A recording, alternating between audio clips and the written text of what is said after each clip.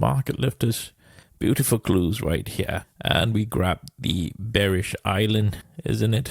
You see that for yourself. I will talk about that later. But this is such beautiful clue here, even though it's pretty ugly. But if you learn to be able to identify the algorithms, this will be very beautiful clues for you to find profits in the charts. Now today, in a nutshell, 2 p.m. Powell started speaking, and already at 1 p.m. right here. Now this was before anything even started happening, and we already identified the green algorithm, so that helped.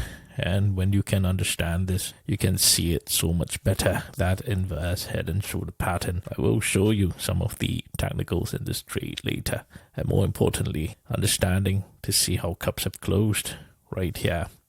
Now it's important you pay close attention to this, because just take a look at 1 o'clock as well.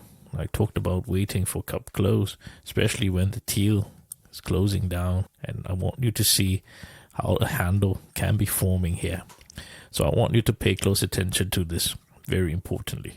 Now, first things first, at 1 p.m. here, right, we talked about that selling, and you saw the teal building liquidity here. Let's talk about this head from that inverse head and shoulder pattern, because that also can be quickly determined at 207 right there. Once you're able to identify the magenta algorithm together with the 5-day moving average, the liquidity there was quite straightforward. It was quite clear, and there's plenty of structure here, especially with the orange as well. And you see how the orange penny perfect right there, giving us the beautiful green precision algorithm all the way down as well.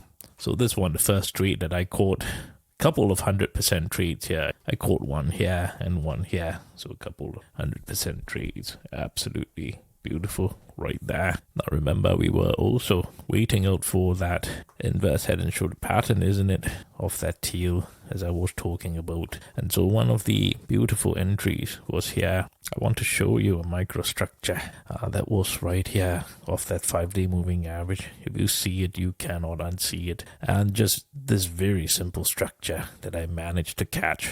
This was about 100% trade as well, and this was just a small move in comparison to the entire move right there. So you have to understand that you can afford to wait even if you miss this move up on the breakout of that, because we wanted to see more confirmation, isn't it? And once you're able to see that microstructure here, now take a look at the teal. I just want you to see the teal penny perfect right there. This was my